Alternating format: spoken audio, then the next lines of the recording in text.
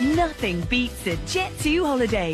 And I rock that pebble, jump free and she. பெக்டஸ் எக்ஸ்கவேட்டம் மாறி எலும்பு கொஞ்சம் உள்ள போயிருக்கிறது. இந்த பிரச்சனைக்கு இந்த மாதிரி வேக்யூம் ட்ரீட்மெண்ட் போட்டா மேஜிக் மாதிரி வேலை செய்யுமா? உங்களுக்கு காமனா இருக்க ஹெல்த் ப்ராப்ளம்ஸ்க்கு எவிடன்ஸ் பேஸ் சயின்டிபிக் இன்ஃபர்மேஷன் ஒரு டாக்டர் கிட்ட இருந்து வேணும்னா ஃபாலோ பண்ணிக்கோங்க. பெக்டஸ் எக்ஸ்கவேட்டம்னா நம்ம மாரோட முன்பகுதி இருக்கு இல்லைங்க, எங்க நம்ம விலா எலும்பு வந்து நம்ம ஸ்டர்னம் என்ற எலும்போட சேருதோ அங்க ஒரு அழுத்தம் இல்ல டிப்ரெஷன் இருக்கும். இது லேசான நோயா வரும்போது அழுத்தம் 3 சென்டிமீட்டரை விட கம்மியா இருக்குங்க. அண்ட் இந்த பேஷண்ட்ஸுக்கு நுரையீரல்லையோ இருதயத்திலேயோ அழுத்தத்தால ஒரு பிரச்சனையும் இருக்காது. அப்போ இந்த வேக்யூம் சக்ஷன் ட்ரீட்மெண்ட் வந்து பிசியோதெரபியும் எக்ஸசைசஸோட சேர்ந்து நம்ம யூஸ் பண்ணலாம். இந்த வேக்யூம் சக்ஷன் ட்ரீட்மெண்ட் வந்து குழந்தைங்களுக்கு, வாலிபர்களுக்கு அண்ட் யாருக்கு நிகழ்வான சிதைவு இருக்கோ, ஃபிளெக்சிபிள் டிஃபார்மிட்டின்னு சொல்லுவோம், அவங்களுக்கு 6ல இருந்து 12 மாசத்துக்கு ரெகுலரா பண்ணிட்டு இருந்தா ஒரு 1 சென்டிமீட்டர்ல இருந்து 2 சென்டிமீட்டர் இம்ப்ரூவ்மெண்ட் இருக்கும். ஒரே செஷன்ல இந்த மாதிரி மேஜிக்கா மாறிடாது.